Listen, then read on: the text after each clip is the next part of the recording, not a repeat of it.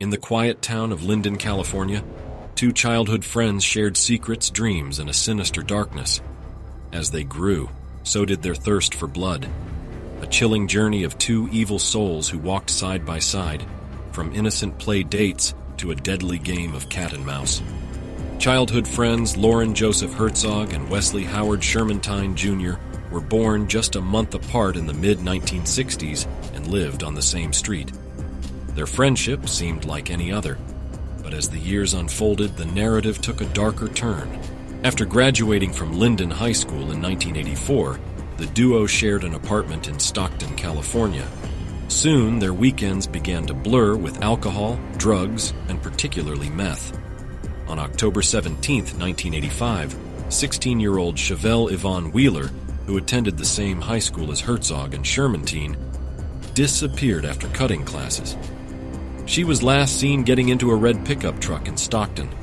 Shermantine, 19 at the time, was the prime suspect since he owned a red pickup truck and was familiar with Chevelle's family.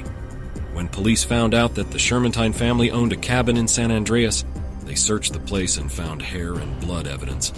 Although the samples taken from the cabin matched Chevelle's blood type, the police had to acknowledge it was not enough evidence to hold up in court.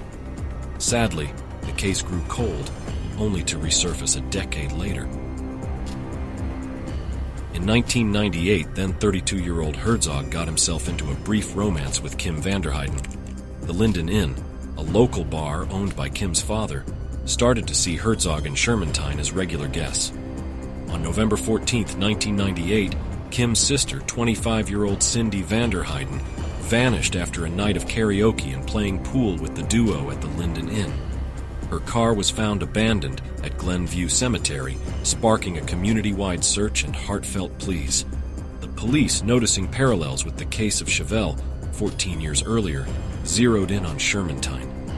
When the San Joaquin Sheriff's Department found blood inside Shermantine's repossessed car, it was eventually traced back to Cindy.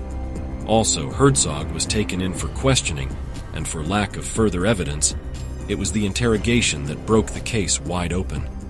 Herzog, crumbling under pressure after being interrogated for over 17 hours, told the police they had met up with Cindy at the cemetery to do drugs. The evening turned grim when Shermantine killed Cindy when she turned him down, leaving Herzog petrified in the back seat. I can't believe this. But that was not all.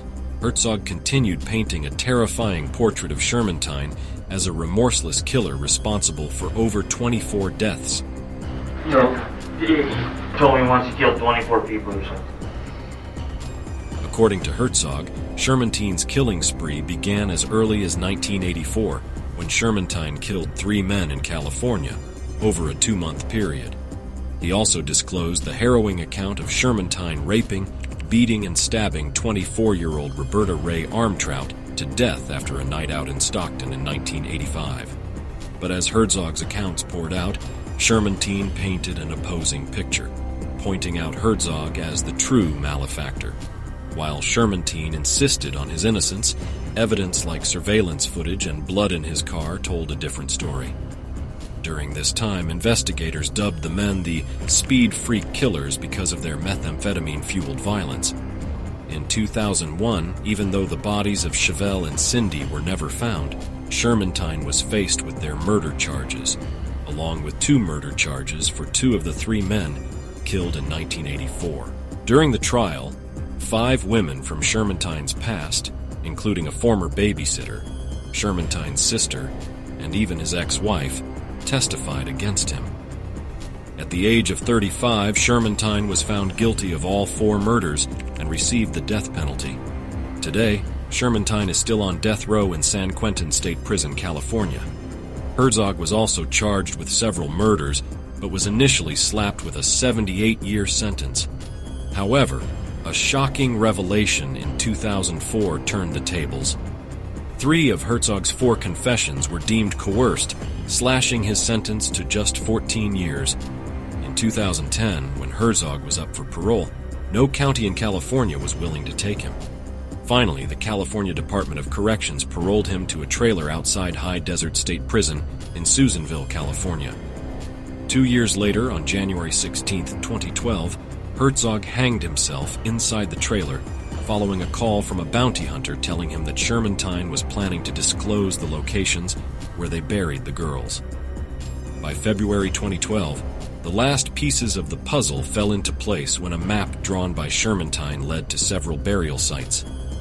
At the locations pointed out, police uncovered over 1,000 human bone fragments, including the remains of an unidentified person and a fetus. Also, Cindy's remains and those of 2 missing California teens, 19-year-old Kimberly Ann Billy and 16-year-old Joanne Hobson, were found. Until this day, Herzog and Shermantine remain suspects in the deaths and disappearances of as many as 72 people in and around San Joaquin County. This was it for today's video. If this story caught your interest, please like, subscribe, and hit the notification bell for more stories about serial killers worldwide. Who do you think is the main culprit in this evil episode? Share your thoughts in the comment section below. Until next time, and stay safe.